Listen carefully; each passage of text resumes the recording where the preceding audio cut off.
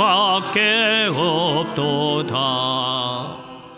힘 있는 장수 나와서 날 대신하여 싸우네.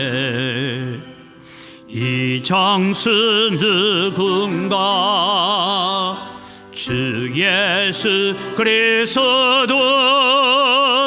만군의 주로다. 당할 자 누구랴? 반드시 이기리로다. 이 땅에 막에 들고로 우리를 삼키려 하나. 겁내지 말고 섞어라. 진리로 이기리로다. 친척과 재물과 명예와 생명을 다 빼앗긴데도 진리는 살아서 그 나라 영원하리라.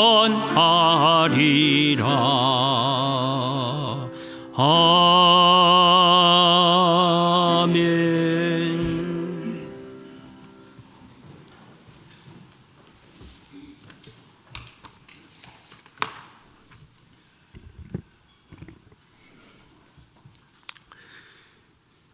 은혜로우신 하나님, 저희에게 은강교회라는 기도처를 주시고 기도처에서 성도들이 함께 예배와 찬양으로 영광 돌릴 수 있도록 허락하심에 무한 감사드립니다. 오늘은 특별히 독일의 종교개혁자 루터가 부패하고 타락한 로마 교회의 갱신을 목적으로 비텐베르크 대학 교회의 정문에 95개 조항의 반박문을 붙인 날을 기념하는 종교개혁주일입니다. 오늘 종교개혁주일을 맞아 은강믿음의 선조들의 신앙을 돌이켜보면 예배와 찬양과 기도에 힘쓰고 당시의 어려운 환경 속에서도 성도들 간 서로를 아끼고 배려하며 사랑으로 껴안고 격려하는 삶을 살았는데, 오늘의 저희들을 생각하면 하나님 말씀 따라 살겠다고 다짐하면서도 게으름과 개인주의에 빠져 자신의 생각과 판단을 우선으로 결정하여 말하고 행동함으로 다른 성도들에게 상처를 주고 실족해 하고 있음을 고백하오니 용서하옵소서. 또한 은강믿음의 선조들은 작은 일에도 감사와 기쁨이 넘쳐나는 생활을 하였는데도 오늘의 저희는 대부분 풍요롭고 감사할 일이 넘쳐나는데도 불평과 불만 가득한 생활을 하고 있음을 고백합니다. 동안의 해결을 하오며 주님 다시 오실 날 1000명 중 1명을 택할 때 우리 성도님들 모두가 택함받을 수 있는 믿음과 삶을 허락하옵소서. 종교개혁의 방향이었던 오직 성경, 오직 그리스도, 오직 은혜, 오직 믿음, 오직 하나님께 영광으로 새로워지는 은강교회가 되게 하옵소서. 이를 위해 하나님의 자녀된 자들로서 어떤 삶이 바른 삶을 살아가는 것인지 스스로 깨달을 수 있도록 지혜를 허락하시사 삶에 감사가 넘치고 기쁨이 넘치며 복을 받을 수 있는 10가지 조건을 갖추고 우리 성도들이 세상의 소금과 빛이 되어 사람들에게 영향을 미침으로 하나님께 영광 돌릴 수 있는 삶을 살기를 원합니다. 하나님은 교만한 자를 대적하시며 겸손한 자에게는 은혜를 주신다 하였으니 우리 성도님들이 신앙과 믿음을 점검하여 하나님의 이름을 높이는 사랑과 나눔과 섬김의 자세로 살아가는 복음의 가정, 믿음의 가정들로 거듭나기를 원합니다. 하나님, 이 시간 특별히 간구하옵는 것은 우리 인류를 불쌍히 여기사 먼저 자연재해로부터 해방될 수 있도록 우리들 스스로가 지구 환경의 지킴이 역할을 잘 할 수 있도록 하시고 기업이나 개인이나 오염의 심각성을 깨닫고 환경오염 물질을 방류하거나 버리는 일이 없도록 인식의 전환을 깨하여 지구를 보존 후손들에게 물려줄 수 있기를 원합니다. 그리고 전쟁이나 내란이 종식되도록 각국의 지도자들을 이끄소서. 소련의 우크라이나 침략 전쟁, 하마스의 이스라엘 민간인 학살에 의한 전쟁으로 무고한 수많은 생명들이 다치거나 죽어가고 있습니다. 더욱이 이스라엘 하마스 전쟁은 헤즈볼라가 개입하고 나아가 주변국들이 가담함으로 중동전으로 확산될 우려도 있습니다. 하나님께서 막으셔서 무고한 생명들이 다치거나 죽어가는 일이 없도록 하옵소서. 우리나라를 위하여 기도합니다. 여야 모든 정치인들이 국민의 삶의 질을 높이는 데 총력을 기울이도록 다스리소서. 대통령은 개인의 아집을 버리고 타협의 정치를 할 수 있도록 하시고, 여야 정치 지도자들은 당리당략으로 맞설 것이 아니라 국민과 국익과 국민의 생각을 읽고 받아들여 헌법에 명시한 국민들의 권익이 보장되도록 하옵소서. 검사들은 기소권을 개인의 권한으로 사용하지 않도록 하시고 법에 의해 정당한 기소권이 행사되도록 하옵소서. 은강교회를 위하여 기도합니다. 누문동 재개발로 인하여 교회나 주민들의 피해를 입지 않도록 하나님께서 직접 관여하심으로 은강교회가 신실한 믿음의 터전 위에 고신의 전통 있는 아름다운 교회로서 복음을 전파하고 구제하는 데 책임과 의무를 다할 수 있게 하옵소서. 은강교회를 출입하는 모든 교우들이 영육간에 강건하고 경제적으로 풍성하게 하시사 하나님 사업을 하는데 부족함이 없도록 은혜의 강물이 넘치게 하옵소서. 특히 사업을 하는 성도들에게 물질의 축복을 허락하시사 이들을 통하여 하나님 사업에 쓰이는 재정이 채워지도록 하옵소서. 은강교회의 각 기관을 기억하여 주시고 기관에 속한 임원들을 중심으로 모든 회원들이 열정적으로 봉사하는 마음을 갖게 하시고 기관들이 부흥하게 하옵소서. 특별히 주일학교와 대청년부가 활성화되고 부흥되게 하옵소서. 교회의 맡은 자들에게 주장하는 자세를 하지 말고 양무리의 본이 되게 하옵소서. 오늘 말씀을 들고 단위에 세우신 목사님, 하나님께서 동행하심으로 닫힌 시야가 아닌 넓은 시야를 갖도록 하시어 말씀으로 은강교우들뿐 아니라 모든 믿음의 자녀들이 존경하며 순종할 수 있게 하옵소서. 글로리아 성가대의 찬양과 성도들의 찬양이 이 시간 하늘 보좌를 흔드는 역사가 있게 하심으로 오늘 우리 교회에 성령이 역사하게 하시고 이를 통해 모든 성도들이 거듭나게 하옵소서. 예수님 이름으로 기도합니다. 아멘.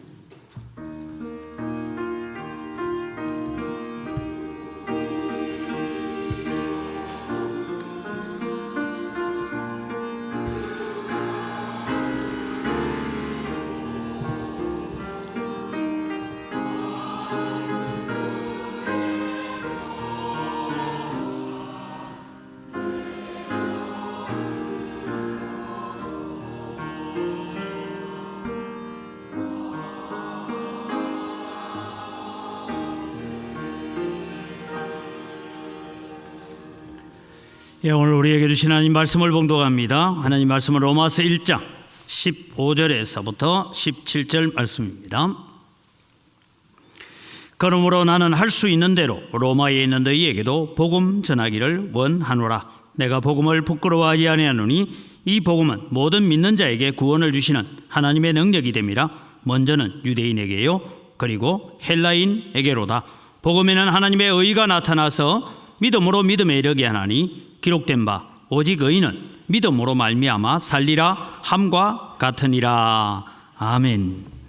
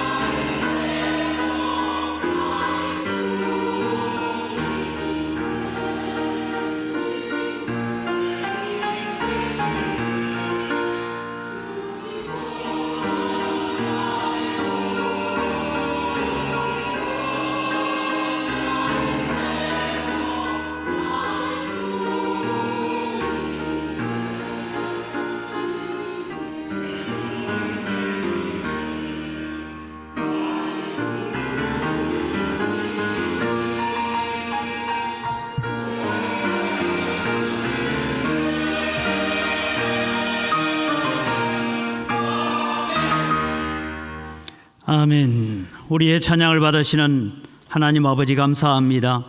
주님은 우리의 주인이심을 고백합니다.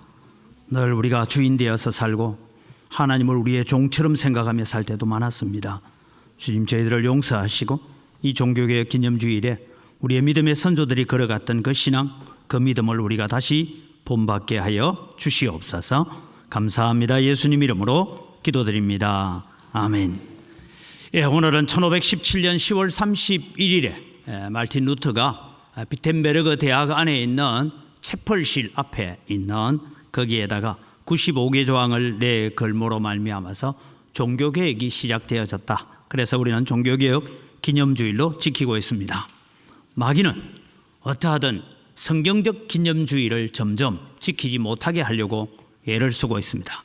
그래서 10월 30일 교회는 종교개혁 기념주일로 지키는데 마귀는 무슨 날로 만들고 있습니까? 할로윈 데이를 만들고 있습니다.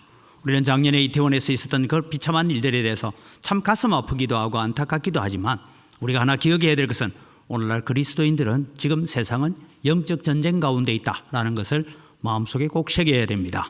그래서 마귀는 아주 문화라는 것 여러 가지를 가지고 찾아와서 우리로 하여금 성경적 생각, 성경적 믿음, 성경적 기념일 이런 것들을 자꾸만 흐트러지게 만들고 마귀의 기념일을 자꾸만 높이려고 하는 그런 세상을 우리는 바라보고 있습니다. 오늘 우리는 종교개혁 506주년을 기념하는 주일을 맞이해서 우리의 믿음의 선배들, 종교개혁자들은 딱 붙들었던 말씀은 이 17절 말씀입니다. 오직 의인은 믿음으로 말미암아 살리라. 그래서 우리가 구원받는 것은 다른 것으로 인해서 구원받는 것이 아니라 믿음으로만 구원받는다. 그것을 강조했던 것입니다. 오늘날 세상 사람들은 지금 교회를 향하여서 말씀하고 있습니다. 지금 다시 교회는 종교개혁이 일어나야 된다라고 입을 모아서 말합니다. 지금은 한국 교회의 위기이기도 하고 전 세계의 교회가 지금 위기를 맞이하고 있습니다. 그 가운데 가장 큰 위기는 뭐냐 하면 복음의 변질입니다. 하나님의 말씀을 변질시켜 가는 것입니다. 세상이 오히려 지금 교회를 향하여 걱정을 하고 있습니다. 물질적인 탐욕이 교회를 지배하여서 돈 중심의 세속적 교회가 되어집니다. 교회는 세속적인 야망, 세속적인 꿈, 그리고 동성애와 같은 이런 성적 향락을 용인하는 교회들까지 등장하기 시작했습니다. 그래서 오히려 동성애를 지향하고 동성애자들만 모여서 예배하자라는 동성애 교회들도 서울에 생겨나고 있습니다. 우리는 이런 현실들을 바라보면서 오늘 종교개혁 기념주일에 우리는 남을 탓하기 전에 우리 자신들이 먼저 종교개혁자들이 외쳤던 것처럼 성경으로 돌아가자, 말씀으로 돌아가자, 내 믿음, 내 신앙이 하나님의 말씀으로 돌아가자라는 그런 마음의 운동을 가지는 오늘 하루가 되기를 주의 이름으로 축복합니다. 우리는 다른 사람을 개혁하려고 하지 말고 먼저 내 자신을 개혁해 가야 됩니다. 오늘 여러분, 우리는 기억하십시오. 우리가 신앙생활 가운데서 다른 사람을 바꾸어야 된다라고 바라보는 그 내용 중에 나를 바꾸어야 될 것은 어떤 것이 있을까? 나를 변화시켜야 될 것은 어떤 것인가를 우리는 찾아보면서 나에게 고쳐야 될 부분이 무엇일까? 그것을 바라봐야 됩니다. 우리는 주님 오시면 부끄러움 없이 주님을 맞이할 준비가 된 언광교회 성도들이 되시기를 주의 이름으로 축복합니다. 오늘은 종교개혁자들을 살펴보려고 합니다. 그들이 외쳤던 강령과 그들의 삶을 우리는 본받아서 우리도 다시 개혁해 가야 되겠다. 다른 교회, 다른 성도 보지 말고 내 자신을 주님 앞에 개혁해 가야 됩니다. 오늘은 제가 오늘 말씀 본문에 대한 강해보다는 종교개혁 시대에 일어났던 역사적인 인물을 몇 사람 살펴보면서 우리의 믿음은 도대체 어떻게 써가야 되는가 하는 삶을 살펴보려고 합니다. 그들은 앞서 말씀드렸던 것처럼 이 한 구절, 오직 의인은 믿음으로 말미암아 살리라, 이 말씀 때문에 생명을 바쳤고 자기의 삶을 바쳤고 자기의 인생을 송두리째 내려놓고라도 나는 이 말씀을 붙들어야 된다라는 각오로 가졌던 말씀입니다. 그래서 종교개혁 기념주일을 지키는 우리에게도 성경으로 돌아가자, 말씀으로 돌아가자, 믿음으로만 살아야 된다라는 이런 거룩한 마음이 있기를 바랍니다. 종교개혁자들이 외쳤던 외침 가운데 이런 외침이 있습니다. 에클레시아 리포르마타라고 했습니다. 이게 에클레시아라는 건 교회라는 뜻이요, 리포르마타라는 건 개혁된 교회 이런 뜻입니다.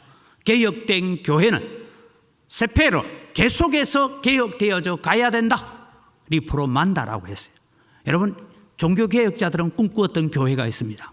하나님이 기뻐하시는 완벽한 교회를 만들기를 원했지만 우리가 지금 개혁해 있는 교회가 주님이 기뻐하시는 완벽한 교회는 아니다. 그러나 계속해서 우리는 성경으로 돌아가고 성경으로 돌아가는 작업을 통해서 주님 오실 그날까지 개혁되어져 가야 될 교회다라고 그렇게 외쳤습니다. 1517년 10월 31일 루터에 의한 종교개혁을 우리는 기념하면서 오늘 506주년을 맞이합니다. 그러나 여러분, 루터의 종교개혁은 루터 시대에 단순하게 어느 순간에 일어난 사건이 아닙니다. 하나님께서 루터가 종교개혁을 일으키기까지 하나님께서 150년 전부터 어떤 역사들을 해왔는가 하는 것을 우리는 한번 살펴볼 필요가 있습니다.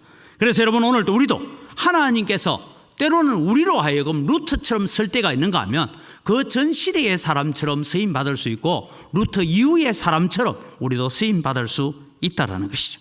그래서 주님, 오늘 우리를 사용하여 주옵소서. 이것이 오늘 종교개혁 기념주일을 지키는 우리에게 있어서 필요한 말씀입니다.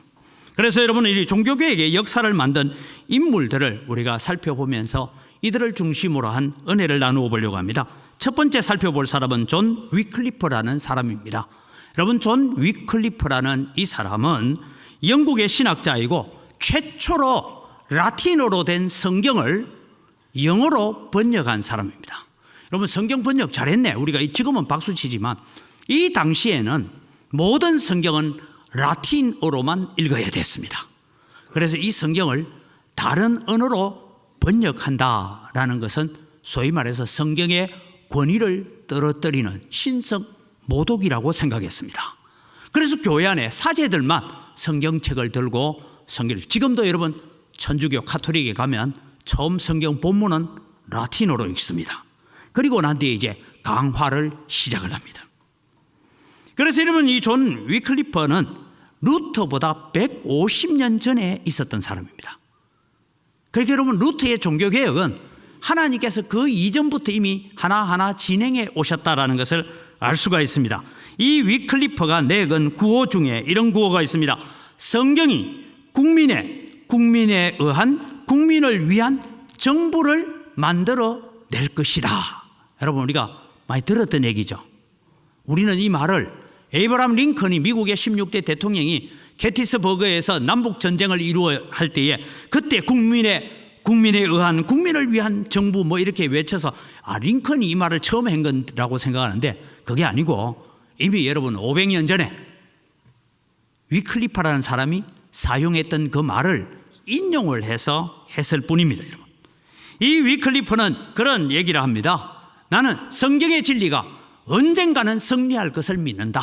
그런 고백을 하면서 위클리프의 가장 큰 업적은 라틴어 성경을 영어로 번역한 것입니다. 그래서 이 일 때문에 여러분, 성경은 오직 사제들의 전유물만 되었던 것이 성경이 일반 교인들도 읽어지는 성경이 되기 시작했습니다. 이 일로 말미암아서 그는 탄압을 받고 박해를 받습니다. 그리고 나중에 죽고 난 다음에 이 위클리프는 신성 모독죄를 적용하여서 흔히 여러분 부관참시, 무덤을 열고 그 무덤 안에 있는 뼈를 끄집어내서 화형을 하는 그런 부관참시가 일어나게 됩니다. 그런데 여러분, 이 위클리프의 영어 성경 번역을 통하여서 무엇이 생겨지느냐 하면 위클리프 성경 번역회가 생겨지게 되고, 그래서 위클리프 성경 번역 선교회는 지금도 온 세계 사람들이 자기의 언어로 자기의 성경을 들게 하자라는 이 모토를 가지고 세계 선교를 감당하게 되는 그런 일들이 일어났다라는 것을 우리는 보게 됩니다. 그리고 50년의 세월이 다시 흘러가서 얀 후스라는 사람이 등장합니다. 이 사람은 체코 사람입니다. 기독교 신학자이며 그도 종교개혁자입니다. 이 사람은 말틴 루터보다 100년 앞섰던 사람입니다. 말틴 루터보다 100년 앞서서 그는 동시에 이 위클리프의 영향을 받아서 성경이 믿음의 유일한 권위다라고 복음주의적 경향을 가지면서 서방교회라고 하는 로마 교황청이 가지고 있는 여러 가지 예정과 의식들, 이런 것들이 성경에서 나온 게 맞냐 하는 그런 주장을 하게 되어집니다. 그러다가 여러분, 교황 요한 23세로부터 파문을 당하고 1415년 7월 6일에 그는 화형을 당하게 됩니다. 그래서 로마 교황청에 의해서 화형장으로 끌려가면서 그가 이런 고백을 하게 됩니다. 지금 여러분들은 참새 한 마리를 불태우지만 100년 안에 커다란 황새가 날아갈 것인데 당신들은 그 깃털도 만지지 못할 것이다. 그러면서 화형장에서 불타 죽습니다. 그리고 100년 뒤에 누가 나타납니까? 말틴 루터가 나타나게 됩니다. 이 사상을 이어받아서 이 존 후스의 신앙, 그 믿음을 이어받은 사람들이 만드는 공동체가 있는데 보헤미안 공동체입니다. 이 보헤미안 공동체에서는 흔히 우리가 말하는 수도사들이 나오게 되는데, 수도사들이 고행과 금욕을 주장하면서 걸어가는 사람들, 그래서 그 수도사들 중에는 탁발 수도사가 나오게 되고 맨발의 수도사가 나옵니다. 맨발로 걸으면서 복음을 전하고 하나님의 말씀대로 살아가야 된다. 그래서 교황청하고는 상관없는 수도사들이 등장되어져서 이분들이 마르틴 루터에게 영적 영향력을 끼치게 되었고, 알프스 이북 지역에 있는 종교개혁자들, 즉 스위스 지역에 있는 종교개혁자들에게도 지대한 영향을 끼치게 되었습니다. 저는 존 후스가 보낸 편지들이 감옥에서 계속해서 바깥에 있는 그리스도인에게 바울 사도가 로마 감옥에 갇혀서 편지를 보내는 것처럼 존 후스도 바깥에 있는 성도들에게 편지를 보내는데, 그가 10번째 편지 중에 맨 마지막에 있는 구절들이 이런 내용이 있습니다. 그리스도인들이여, 진리를 찾아라. 진리의 귀를 기울여라. 진리를 배우라. 진리를 사랑하라. 진리를 말하라. 죽음을 두려워 말라. 진리를 사수해라. 그래서 오직 성경이 진리이기 때문에 성경을 사수하고 성경대로 살려고 하고 성경을 배우려고 노력하고 성경에 목숨을 걸어라, 이런 주장을 하고 난 다음에 그가 화형장에서 죽음을 맞이합니다. 이런 영향력이 여러분 마르틴 루터가 일어나기 전에 이미 150년 전부터 100년 전부터 그런 역사적인 배경들이 계속해서 종교개혁에 대한 물결들이 일어나기 시작합니다. 그 중간중간에 많은 인물들이 있었지만 이제는 마르틴 루터에게 적용을 하면, 루터는 여러분 이제 독일의 종교개혁자입니다. 우리가 잘 아는 것처럼 저기에 옆에 있는 저 문이 바로 우리 채플식, 쉽게 말하면 대학 캠퍼스 안에 예배당이 있습니다. 그 예배당 안에 있는 들어가는 출입구에다가 그가 95개 조항을 내겁니다. 그렇게 걸었던 이유 중에 하나가 이렇게 보면 됩니다.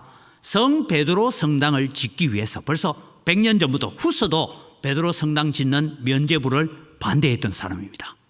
그런데 이것이 100년이 넘도록 면죄부를 계속 파는데, 루터가 속해 있던 그 교구에서는 주교가 면죄부는 필요 없어요, 사지 마, 이랬어요. 그래서 거기는 판매를 안 합니다. 그런데 여러분 예를 들면 이런 거예요. 우리 광주 전라남도에서는 면죄부 필요 없어, 안 사도 돼, 이래서 성경적으로 가르쳤는데, 우리 찬양대원들이 찬양은 잘하지만 어떤 사람이 와서 나는 면죄부 샀어, 나는 이제 천국 가는 티켓 얻었어, 이러니까 궁금하거든요. 나도 사고 싶죠. 그래서 어디까지 가면 전주까지 갔다 오는 거예요. 말을 타고 마차를 타고 갔다 왔어요. 갔다 왔는데 갔다 왔다는 소문이 들리니까 또 이제 주교나 이런 신부가 묻습니다. 그럼 말을 갔다 왔어요? 하니까 아니 그냥 뭐 친척에서 볼일 보러 갔다 왔어요. 왜냐하면 면죄부 사왔다 하면 안 되니까. 그렇게 얘기를 하다 보니까 나중에 사람들이 얘기합니다. 사실은 면죄부 사러 갔다 왔어요. 면죄부 여기 사왔어요 하고 보여주기 시작하니까 루터는 그냥 머리에 김이 난 거예요. 무슨 이런 것을 가르치고 있어, 이건 아니야. 그러면서 내세웠던 것이 뭐냐 하면, 과연 면죄부가 우리를 천국으로 가져다 주는 티켓이 될 수 있는가? 우리의 모든 죄를 사하는 권한이 있는 것인가? 그것 한번 토론해 보자. 그러면서 95개는 면죄부만 그런 게 아닙니다. 로마 교황청이 지금 시행하고 있는 여러 가지 교리와 규칙들, 예전들, 뭐 이런 모든 문제에 대해서 이것이 과연 성경에서 나왔는 것인지를 한번 우리가 신학적 토론을 해 봅시다라고 갖다 걸었어요. 루터는 종교개혁을 하겠다는 마음은 1도 없었습니다. 그냥 우리가 지금 하고 있는 것이 성경에서 나온 것인가? 오직 의인은 믿음으로 말미암아 산다고 했는데, 우리가 행위와 공덕으로 우리가 천국 간다는 것이 옳은지 이것 한번 제대로 된 논의를 해보자. 그래서 그렇습니다. 그런데 이것이 여러분 결국은 교황청과 대립되는 관계를 가져가게 되고, 앞서 제가 위클리프나 존 후스의 영향을 받았던 맨발의 수도사들, 탁발 수도사들, 이런 사람들이 루터 편에 서게 됩니다. 그래서 이 갈등이 결국은 종교개혁으로 이어지게 되는 과정이 있습니다. 그래서 여러분 루터가 했던 이야기 중에 여러 가지 말 중에서 여러분 1521년 대체로 한 4년이 지나고 난 다음에 4월 16일에 보럼서 회의가 열립니다. 이 보럼서 회의에서는 뭐냐, 루터야, 지금 네가 하고 있던 모든 것 다 네가 네 논문과 네 주장을 다 철회하면 용서해 줄 테니까 이 모든 주장을 철회해라 라고 얘기했어요. 그때 이 루터가 했던 말은 이것입니다. 같이 읽어볼까요? 하나님을 하나님 되시게 하라. 나는 내가 인용한 성경의 말씀에 사로잡혀 있고 나의 양심은 하나님의 말씀에 의해 사로잡힌 바 되었습니다. 나는 철회할 수도 없거니와 철회하지도 않겠습니다. 왜냐하면 자기의 양심에 불복하는 것은 옳은 것도 안전한 것도 아니기 때문입니다. 하나님이여, 내가 여기 있었나이다. 나를 도와주옵소서. 그래서 결별하고 나오면서부터 이제 흔히 우리가 프로테스탄트, 원래는 저항이다 이런 뜻인데, 프로테스탄트라는 이제 개신교, 기독교가 새롭게 출발하게 되는 그런 과정이 일어나게 됩니다. 그래서 여러분, 오늘 제가 말씀드린 것은 마르틴 루터가 나오기까지는 그 전에 있었던 믿음의 선배들, 믿음의 종교개혁자들이 많이 있었다. 그래서 여러분, 오늘 우리도 어떤 삶을 살아야 되냐면 바로 그런 믿음의 선각자의 삶을 오늘 우리가 이 땅에서 살아가는 자가 되어야 됩니다. 그 다음에 루터 이후에 루터와 같은 시대를 살기는 했습니다마는 존 칼빈이 있습니다. 우리가 아는 칼빈주의라고 우리가 주장하고 있는데, 제네바의 장로교의 개혁자인 이 칼빈, 그는 루터와 함께 초대 종교개혁 시대의 양대 산맥을 이루었던 사람입니다.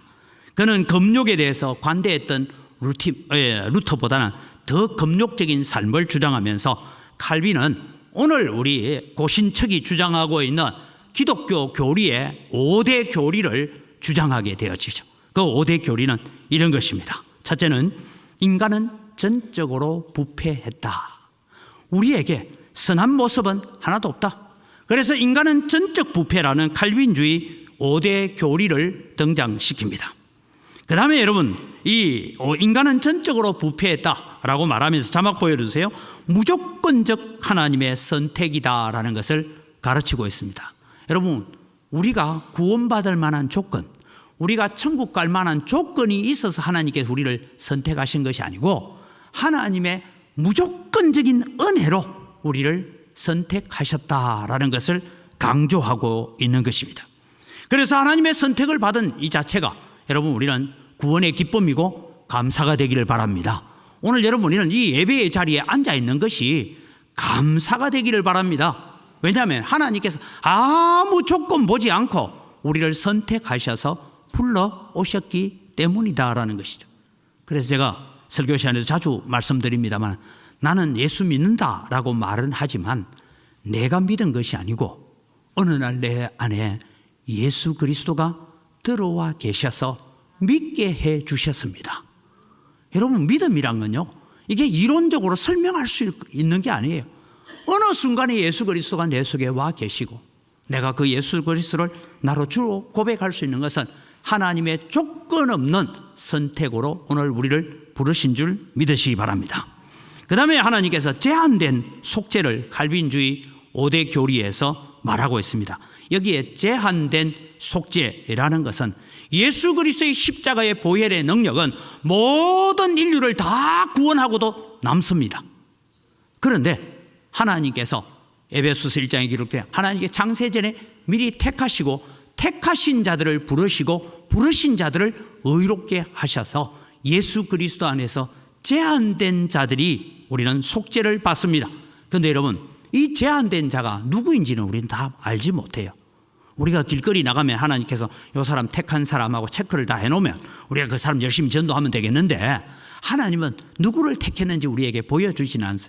그래서 우리는 제한된 속죄를 얘기하면서도 우리는 끊임없이 복음을 전하는 자가 되어야 된다는 것입니다.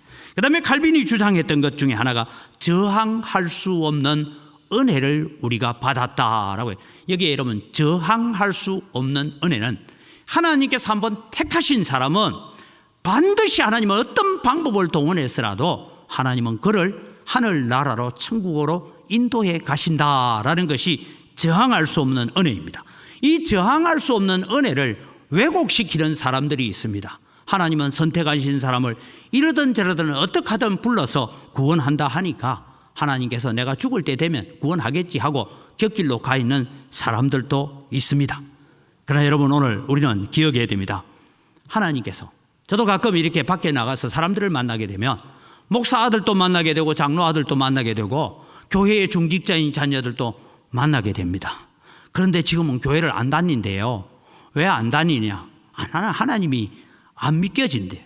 하나님 있는 것은 믿느냐 이게 대충 믿겠대 그거는.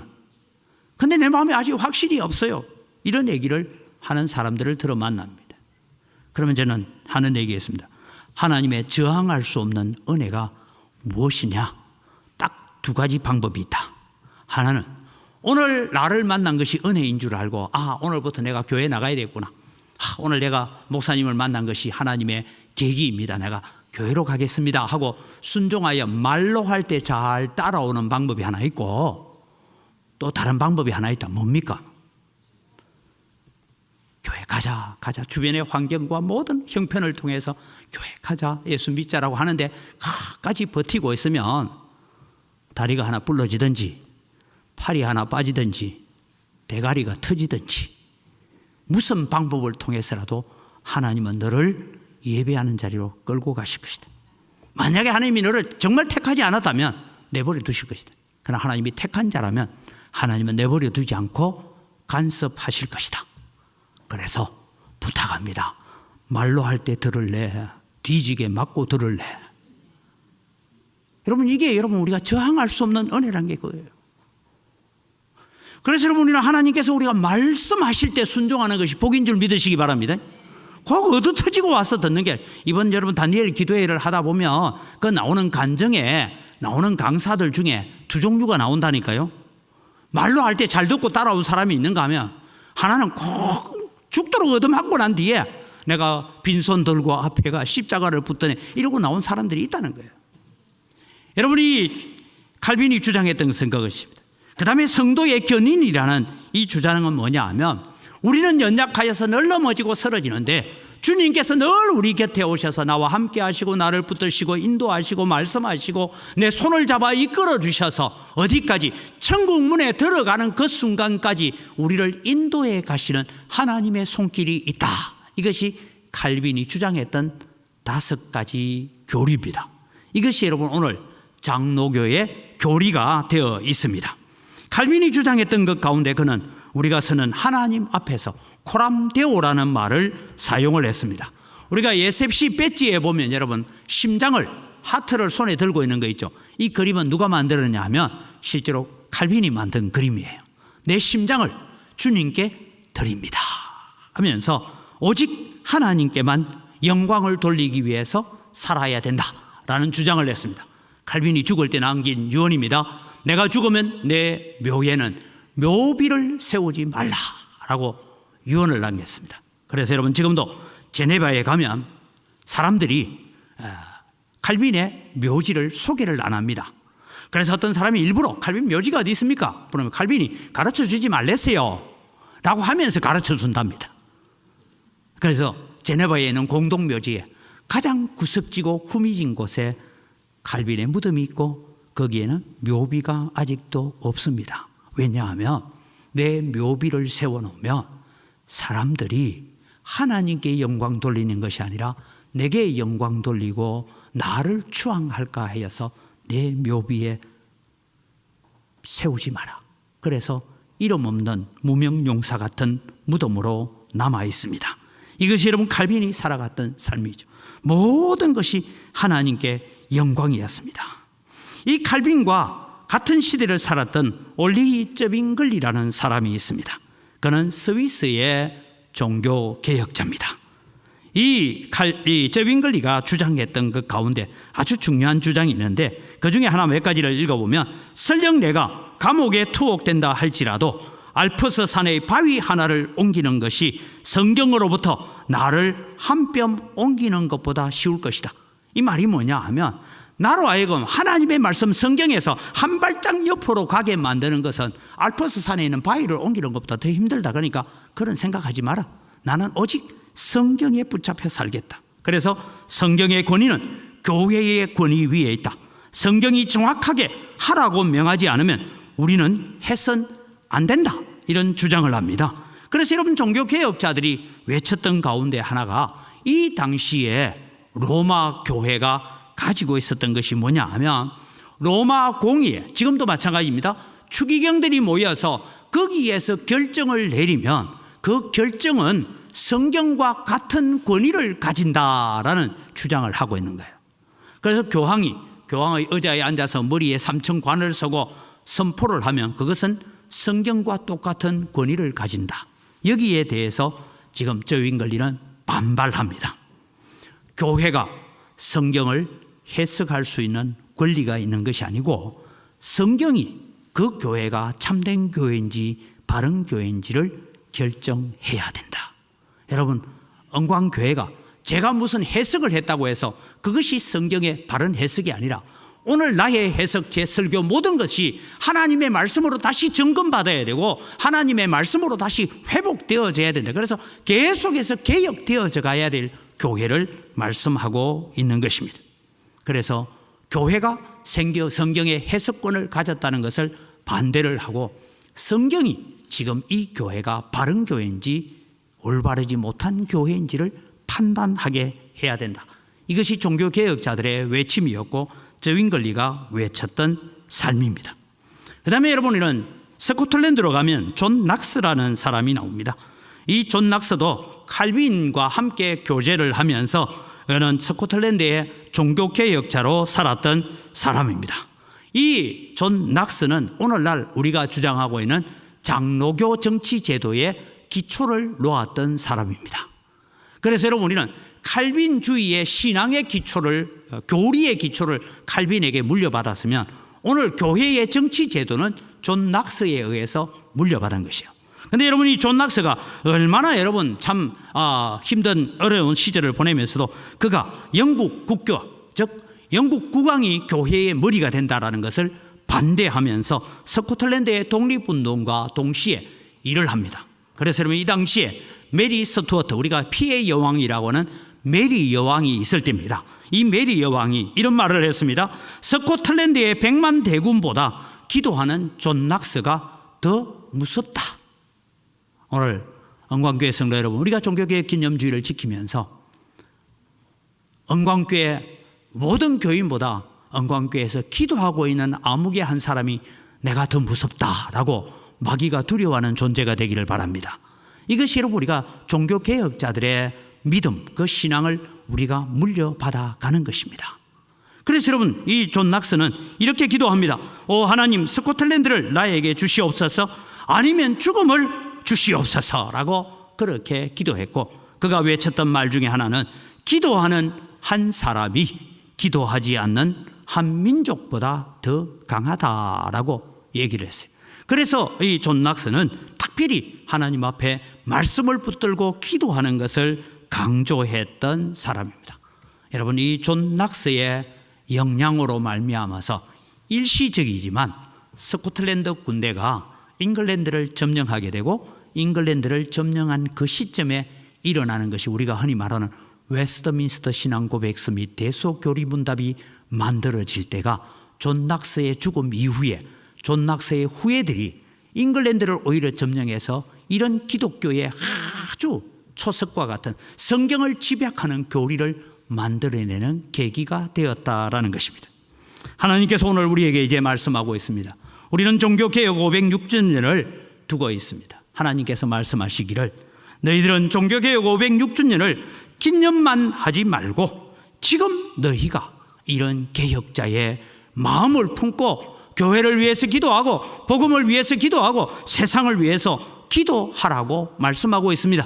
세속에 물들지 말고 세상 현실에 젖어들지 말고 오직 하나님의 영광을 위하여 오직 복음을 전하는 자로 살아가라고 주님은 오늘 우리에게 당부하고 있는 것입니다.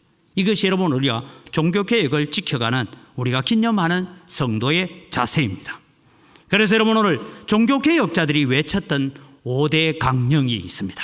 그 중에 하나가 오직 성경, 솔라 스크립툴라라고 외쳤죠. 최고의 권위는 성경이 가지고 있다. 그래서 교회의 전통도 성경이 아니라고 하면 다시 바꾸어야 된다. 그것을 외쳤습니다. 그래서 디모데후서 3장 16절을 같이 읽을까요? 내가 어려서부터 성경을 알았나니 성경은 능히 너로 하여금 그리스도 예수 안에 있는 믿음으로 말미암아 구원에 이르는 지혜가 있게 하느니라. 모든 성경은 하나님의 감동으로 된 것으로 교훈과 책망과 바르게 함과 의로 교육하기에 유익하다. 그래서 종교개혁자들의 신앙을 본받는 것은 오직 성경으로 돌아가는 것입니다. 우리의 전통과 관습을 다 내려놓고 내 기준과 내 가치를 다 내려놓고 성경이 말하는 기준을 따라 돌아가자라는 것이 종교개혁자들의 외침입니다. 두 번째는 오직 그리스도입니다. 오직 그리스도. 여러분, 하나님의 구원의 유일성을 강조하고 있는 것을 이야기하고 있습니다. 그래서 타 종교의 구원을 부정합니다. 사도행전 4장 12절입니다. 다른 이로서는 구원을 얻을 수 없나니 천하 사람 중에 구원을 받을 만한 다른 이름을 우리에게 주신 일이 없음이라 하였더라. 그런데 여러분, 오늘날 한국 교회 안에서도 타 종교와 화해라는 말을 하면서 다른 종교에도 구원이 있다라고 말하자 하는 것이 지금 WCC 운동이 그렇게 지금 한국 교회를 지배하려고 하고 있습니다. 우리는 종교 전쟁을 일으키자는 게 아니고 그들에게 구원을 전하는 예수 그리스도의 유일성을 강조하는 것을 우리는 해가야 합니다. 세 번째는 오직 은혜입니다. 이것은 하나님의 주권적 선물로 주어진 것이다. 그래서 로마 교황청이 공로를 통해서 이 면죄부를 사기 위한 돈을 내고 그런 것을 통해서 구원받는다는 것을 반대합니다. 에베소서 2장 8절 9절을 같이 읽습니다. 너희는 그 은혜에 의하여 믿음으로 말미암아 구원을 받았으니 이것은 너희에게서 난 것이 아니요 하나님의 선물이라. 행위에서 난 것이 아니니 이는 누구든지 자랑하지 못하게 하려 함이라. 우리가 하나님의 은혜, 무한정 주시는 하나님의 은혜로 구원받았음을 감사하시기 바랍니다. 그래서 나는 내가 예수님 믿겨지는 것이 은혜고 예수님이 나의 구주로 믿어지는 것이 축복이구나. 이 기쁨, 이 감사를 가지는 여러분이 되기를 바랍니다. 그리고 오직 믿음을 얘기합니다. 오늘 본문입니다. 구원의 방법은 인간의 행위로 구원받는 것이 아니고 선행으로 구원받는 것이 아니다. 오직 믿음으로만 받는다. 로마서 1장 17절입니다. 복음에는 하나님의 의가 나타나서 믿음으로 믿음에 이르게 하나니 기록된 바 오직 의는 믿음으로 말미암아 살리라 함과 같으니라 하고 했습니다. 그래서 오늘 또 우리는 오직 믿음, 이 성경 한 구절 때문에 모든 제도와 모든 신분과 모든 것들을 다 반대하면서 믿음으로 구원을 외쳤던 신앙의 선배들 때문에 오늘 우리가 그래도 바른 믿음으로 살아가자고 예배하고 있는 것입니다. 마지막으로 오직 하나님께 영광입니다. 신자의 삶의 목표는 인간에게 영광 돌리는 것을 반대합니다. 고린도전서 10장 31절입니다. 그런즉 너희가 먹든지 마시든지 무엇을 하든지 다 하나님의 영광을 위하여 하라. 오직 하나님께만 영광. 칼빈은 내 무덤에 묘비조차 세우지 말라라고 하면서 내 무덤이 어디에 있는지조차도 다른 사람에게 가르치지 말라 하면서 하나님의 영광을 위해서 살아갔던 것입니다. 오늘날 종교개혁자들이 그렇게 외쳤던 외침이 복음의 변질을 가져오고 있습니다. 그 외침을 따르지 않다 보니 복음의 변질을 가져옵니다. 이번 총회에 여러분, 제가 드린 말 앞서 말씀드린 교회는 교리를 결정할 수는 있지만 성경에 위배되면 언제 빨리 수정해야 된다는 것이 우리의 신앙입니다. 그런데 여러분, 오늘날 교회에 이런 얘기도 나옵니다. 이번 총회 때 여러분, 저도 참 기가 차기도 한데 무슨 얘기에 질문이 올라왔느냐 하면 반려견은 개죠. 반려묘는 고양입니다. 반려견과 반려묘의 장례식을 목사가 집례할 수 있느냐? 여러분, 웃는 사람들은 다 무슨 개소리를 하고 있냐 이런 마음으로 웃었다 생각합니다. 그런데 여러분, 지금 서울은 심각해요. 집에 20년 키우던 개가 죽었다고 목사님 와서 예배해달라면, 여러분 다 저한테 그런 요청 안 하실 거죠? 예, 그런 요청하는 사람은 지가 죽었을 때도 내 안 갈 기라. 그런데 이게 올라온 거예요. 왜? 너무나 많은 요청들이 오다 보니까. 그런데 여러분, 이번 신학에 그래도 고신이 살아있다는 것은 여러분, 반려라는 말을 쓰지 말라 했어요. 여러분, 반려는 뭡니까? 반려자. 아내에게, 남편에게 하는 말이 반려자잖아요.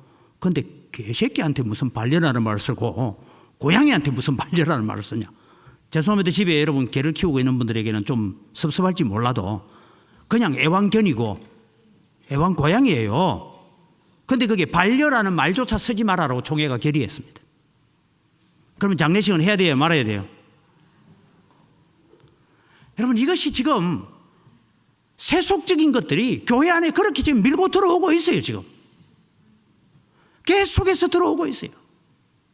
누가 잘못이에요? 교인들이 너무 세속적인 것이에요. 그래서 집에 가가지고도 강아지가 짖고 나면 엄마 왔다. 그럼 저 개가 잘못인지 사람이 잘못인지 잘 모르겠어요. 하여튼 이런 일들이 지금 일어나다 보니 여러분, 마귀는요 처음부터 큰 죄를 가지고 우리에게 던지지 않습니다. 처음에는 말 하나, 용어 하나, 인권, 반려 뭐 이런 말 하나 가지고 들어와서 이 말을 또 지적하면 인정머리 없는 사람 뭐 떠졌다고 뭐 이렇게 얘기할 거예요. 근데 그 말이 하나 들어오기 시작하면 그 다음을 내놔라, 그 다음을 내라, 그 다음 내라. 이게 여러분 성경을 왜곡시켜가는 시절을 우리가 살고 있습니다. 종교개혁 5대 강령은 우리 신앙의 절대적인 기준입니다. 기준이 없으면 신앙은 무너집니다. 그러나 그 기준은 성경에서 나와야 합니다. 종교개혁은 성경으로 돌아가자는 운동입니다. 종교개혁 5대 강령을 준수하며 오직 신앙으로 사는 성도가 되어야 됩니다. 우리는 진리를 추구하고 진리를 사랑하고 진리를 방어하며 우리의 후손들에게 진리를 훼손되지 않게 물려줘야 될 사명이 우리에게 있다라는 것을 우리의 마음속에 새기는 날이 오늘 종교개혁 기념주의를 지키는 우리의 자세입니다. 마지막으로 한 가지 말씀드립니다. 기독교의 역사 중에 구약 성경에도 역사의 전환점마다 무슨 일이 일어납니까? 이스라엘 백성들이 애굽에서 혹독한 고난 가운데 있을 때 한 아이 모세가 태어나는 이야기를 적습니다. 여러분, 우리는 엘리 제사장 시대에 그 어두운 영적 시대에 사무엘이 태어나는 이야기를 적고 있습니다. 말라기 예언 이후에 400년 동안 예언도 말씀도 없었던 그 암울한 시대에 세례 요한이 태어나는 것으로 성경은 새로운 전환점을 만들어가고 있습니다. 다시 말씀드립니다. 어느 날 마르틴 루터가 갑자기 일어나서 개혁한 것이 아니고 그 개혁이 일어나도록 앞에는 위클리프나 존 후스와 같은 희생자들이 있었고 루터의 그 종교개혁을 또 아름다운 제도로 만들어가기 위해서 칼빈이 있었고 낙스가 있었고 저윙글리가 있었습니다. 오늘 우리는 종교개혁을 기념하면서 나는 지금 내 있는 위치가 어디인지, 이 위치에서 나는 무엇을 해야 되고, 이 위치에서 나는 후배들에게 어떤 은혜의 믿음을, 어떤 신앙의 아름다운 전통을 물려가야 될까? 안광교회가 지금 여러 가지 재개발 문제다 뭐다 어려운 가운데 있지만 저는 늘 기도하는 것이 그것입니다. 제가 90대가 죽으려고 생각하거든요. 기도 제목이 하나님, 제가 90대면 천국 가게 하옵소서 이렇게 기도하는데 90대가 천국 갈 때쯤 돼서 그때 그렇게 우리가 외치고 기도하고 그렇게 안타까워했던 은광교회가 정말 하나님 앞에 아름다운 교회들로 우리 후배들이 세워가는 거, 그거 바라보며 천국 가는 게 우리 꿈 아닙니까? 그 믿음을 위해서 오늘 우리는 위클리프와 같은 마음으로, 후스와 같은 마음으로, 루터나 칼빈과 같은 마음으로 오늘 교회를 위해서 기도하고 교회를 세워가는 일에 쓰임받는 은광교회 성도들이 되시기를 주의 이름으로 축복합니다. 이 시간 우리 함께 기도하겠습니다. 우리가 함께 기도할 때 하나님, 우리에게 이런 믿음의 신앙, 아름다운 전통을 물려주기 위해서 생명을 바치고 목숨을 던졌던 그 종교개혁자들의 마음을 우리도 본받아서 하나님 먼저 우리 자신을 개혁하게 하여 주옵소서. 우리 자신이 하나님의 말씀 앞에 붙들리게 하시고 하나님의 말씀으로 돌아가는 믿음을 저희들에게 허락하여 주옵소서. 하나님, 우리의 이 믿음이 또 우리의 다음 세대, 우리 자녀들과 우리 손주들에게 아름다운 믿음의 전통, 아름다운 믿음의 신앙을 물려줄 수 있는 그런 믿음을 오늘 결단하고 헌신하게 하여 주옵소서. 다 같이 주의 한번 외치고 기도합니다. 주여 하나님 아버지, 은혜를 이 시간 감사합니다. 오늘 또 주님이여, 저희들이 종교개혁자들을 살펴보면서 그들이 살았던 삶, 그들이 주장했던 삶, 그들이 외쳤던 삶을 오늘 또 우리가 바라봅니다. 하나님, 이제 우리도 주님이여 그 은혜를 받았습니다. 그 믿음의 유산들을 물려받았습니다. 다시 우리가 성경으로 돌아가기를 원합니다. 다시 말씀으로 돌아가기를 원합니다. 하나님의 은혜의 십자가 앞에 돌아가기를 간절히 소원합니다. 그래서 주님이여, 우리가 이 시대에 믿음으로 서 있고 기도하며 서 있는 오늘 우리의 믿음의 자리가 우리의 다음 세대에게 아름다운 믿음의 전통을 만들어가고 신앙의 아름다운 유산을 만들어갈 수 있도록 은혜를 베풀어 주시옵기를 원합니다. 우리가 먼저 성경으로 돌아가고 성경으로 개혁되어지고 하나님의 말씀으로 개혁되어지는 역사를 통하여서 우리 다음 세대에 선한 영향력을 끼치고 믿음의 영향력을 끼쳐갈 수 있도록 은혜 베풀어 주시옵소서. 아멘. 살아계신 아버지 하나님, 은혜를 이 시간 감사합니다. 오늘도 우리에게 이 믿음을 주기 위해서 앞서 있었던 믿음의 선진들을 살펴봅니다. 오직 의인은 믿음으로 말미암아 살리라. 이 구절 하나 때문에 생명을 바쳤고 자기의 인생을 포기했던 믿음의 선각자들이 있어서 오늘 우리가 또 종교개혁을 기념하며 예배합니다. 하나님, 이제 우리가 다시 성경으로 돌아가는 작업이 일어나게 하여 주옵소서. 우리의 생각, 우리의 가치관, 우리의 생활의 습관까지도 다시 성경으로 돌아가는 역사가 일어나게 하여 주시옵소서.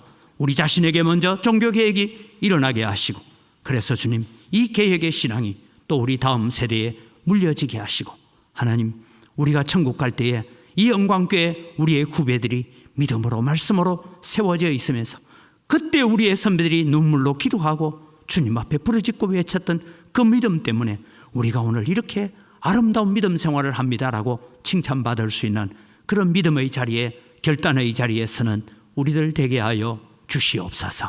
감사합니다. 예수님 이름으로 기도드립니다. 아멘.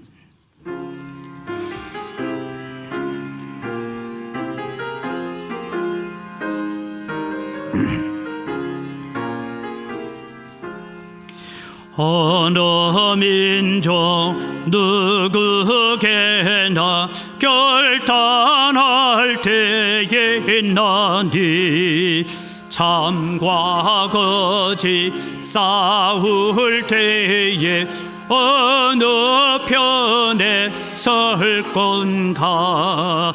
주가 주신 새 목표가 우리 앞에 보이네. 빛과 어둠 사이에서 선택하며 살리라. 고상하고 아름답다 진리 편에 서는 이 진리 위에 억압받고 영예에 이르도 배고픈 자 물러서나 용감한 자 그 세계 낙심한 자 돌아오는 그날까지 쓰리라. 순교자의 빛을 따라 주의 뒤를 쫓아서 십자가를 등에 지고 암만 향해 가리라. 새 세대는 새 사명을 우리에게 전하네. 진리 따라 사는 자는 존재하리 언제나. 악이 비록 성하여도 진리 더욱 강하다. 진리 따라 살아갈 때 어려움도 당하리.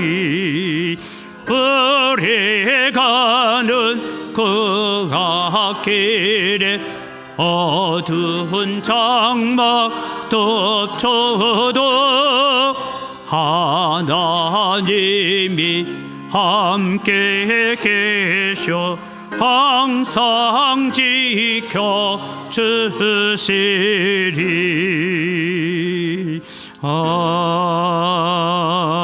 아멘. 하나님 아버지 감사합니다. 모든 것이 다 주의 손으로부터 왔습니다. 주의 손으로부터 받은 것 가지고 주님께 돌려드립니다. 주님 향기를 험량하여 주시옵소서. 우리가 소득의 10분의 1을 드리면서 주님 앞에 고백합니다. 나머지 9개도 다 하나님의 것입니다. 그러기에 우리는 감사하며 사용하겠습니다. 마음을 담아 11조를 드리오니 하나님 약속하신 대로 하늘의 보고를 여시사 하늘의 신령한 복으로 채우시고 땅의 원천의 복으로 복주시는 은혜가 함께 하셔서 은광교회 성도들이 세상을 향하여서도 하나님의 축복을 흘려보내는 축복의 통로로 쓰임받게 하여 주시옵소서. 여러 가지 감사의 제목을 따라 예물을 드립니다. 더 풍성한 감사의 제목들이 넘쳐나게 하여 주시옵소서. 우리가 빚진 자의 마음을 가지고 해외 선교를 위해서 국내 선교를 위해서 또 다음 세대를 세워가기 위한 장학 선교와 또 건축을 위한 건축 헌금을 드립니다. 하나님 약속대로 100배나 넘치는 은혜로 갚아 주시옵소서. 주일 헌금을 드리고 여러 가지 제목을 따라 드리는 예물을 주님께서 받아 험량하시고 드리는 손길들 위에 풍성한 은혜들을 베풀어 주시옵소서. 하나님 은광교회가 이 시대에 하나님 앞에 쓰임받는 교회가 되게 하시고 이 시대에 주의 복음을 위해서 세계 선교를 위해서 쓰임받을 수 있도록 저희들에게 필요한 사람을 붙여주시고 필요한 물질도 허락하여 주시옵소서. 감사합니다. 예수님 이름으로 기도드립니다. 아멘. 우리 주 예수 그리스도의 은혜와 하나님 아버지의 무한하신 사랑과 성령님의 교통하심과 위로 충만하심의 역사가 오직 의인은 믿음으로 말미암아 살리라. 이 말씀 하나 때문에 생명을 바치고 전 재산을 바치고 자기의 생애를 바쳤던 믿음의 선진들처럼 오늘도 우리 자신을 개혁해 가며 성경으로 돌아가기를 소원하는 주의 사랑하는 백성들 머리 위에 이들의 가정과 자녀들과 경영하는 모든 생업위회와 은광교회 위에 이 교회에 몸담고 있다가 전국으로 세계로 흩어져 나가 있는 사랑하는 자녀들과 그들의 가정위회와 우리와 함께 동력하는 미자리 교회들, 선교사님들, 선교단체들, 그들이 감당하고 있는 사역들 위에 이제로부터 영원토록 항상 함께 있을지어다. 아멘.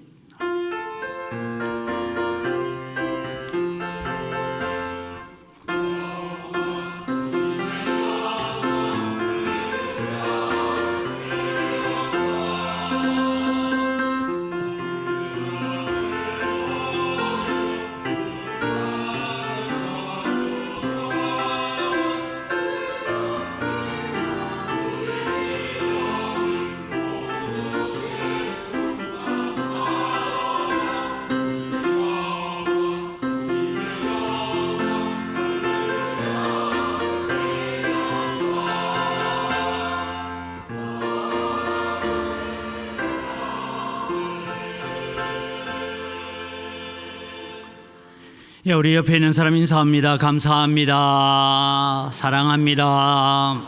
예, 주보를 참조하시고 교회 소식을 전합니다. 오늘은 종교개혁 506주년을 기념하는 주일입니다. 우리 마음속에 늘 개혁의 마음을 가지시기를 바랍니다. 다음 주일은 성찬식이 있습니다. 우리 후반기에 하는 성찬 예식이 있는데 한 주간 동안 기도로 잘 준비하셔서 또 함께 성찬식에 참여하시기를 바랍니다. 초하루 새벽 기도가 있습니다. 11월 1일 수요일입니다. 우리 11월 1일 또 한 달을 시작하면서 기도와 말씀으로 시작해 주시기를 바랍니다. 다니엘 기도에 여러분 이제 안내가 있는데 1일부터 21일까지 다니엘 기도회에 우리가 또 오셔서 함께 참여하시면서 제가 부탁은 저도 여기에 나오는 간증에 나오는 분들을 보면서 하나님은 저분을 저렇게 붙들고 일하셨구나. 그리고 돌아보니까 제 인생도 하나님께서 그렇게 역사하신 흔적들이 참 많이 있더라고요. 그래서 우리는 그런 은혜를 나눌 수 있는 기회가 되도록 여러분이 저녁에 참여하시는데 제가 부탁을 드립니다. 집에서 유튜브 보고 침대에 누워가지고 유튜브 보고 이래 보고 있어가지고는 은혜가 별로 안 됩니다. 여러분 모여서 함께 기도하고 모여서 함께 찬송하고 모여서 함께 또 할 때에 더 큰 은혜가 있을 줄 믿습니다. 함께 참여를 해 주시기를 바랍니다. 주보 안에 여러분 넣어놨습니다. 조수아 선교사님 초청 간증 집회가 또 11월 12일 주일입니다. 이날 주일은 1, 2부 통합 예배로 드립니다. 10시 반에 통합 예배로 드렸는데 여러분 이분을 통해서 발견할 수 있는 것은 하나님께서 참 북한에서 그렇게 잘 살던 공산당원이고 또 도닥에 살던 사람이 탈북자가 되어지고 그래서 하나님을 만나게 되고 그래서 그 인생 가운데 하나님의 간섭하심을 깨닫고 이제는 선교하는 삶을 살겠습니다 하는 그런 삶을 살아가고 있기에 오늘도 우리가 이 기회에 여러분 우리 가족들 중에 또 아직 예배로 제대로 나오지 못하고 친구들 중에 제가 볼 때도 저 사람은 꼭 예수 믿어야 될 사람인데 하나님 택한 사람 같은데 방법이 있죠. 맞고 올래 말로 할 때 올래. 그래서 여러분 우리가 함께 가족들이 와서 예배하고 믿음으로 나아가는 기회가 있기를 바랍니다. 정교인 야외 예배가 11월 6일 날이 있습니다. 11월 6일 날 오늘까지 구역장님들은 인원 파악을 해서 보고를 해 주셔야 됩니다. 오늘 10월 달까지는 106구역이 청소를 해 주시고 11월 달에는 107구역이 해 주시기를 바랍니다. 결혼 소식이 있습니다.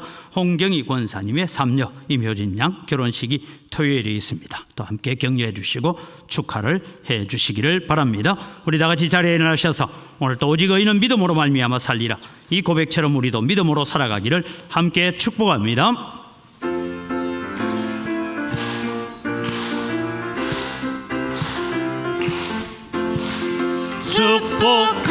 축복합니다. 주님의 이름으로 축복합니다. 주님의 사랑으로 이곳에 모인 주의 거룩한 자녀에게 주님의 기쁨과 주님의 사랑이 충만하게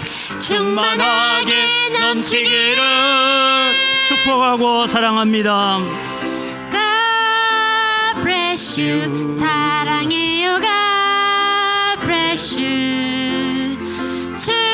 축복합니다. 주님의 사랑으로 축복하고 사랑합니다.